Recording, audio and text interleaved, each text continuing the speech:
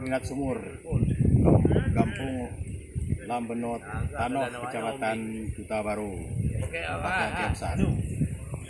Kau punya HP kau tak ada buku ya, tak punya kul no. Kabel kan. Ada awaknya no. Area sawah tanah hujan. No, ada ngoli nak pinjam apa itu. Kalau ada awaknya no. Kadang non kah nak kena. 50 hektaran. Kau yang kau awaknya kaya dia yang suara. Kita kena di punya mau ya kah. Nyo abak mai ada no. Nyo abak mai ada no.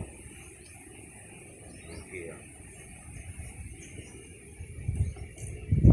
Bagus dia.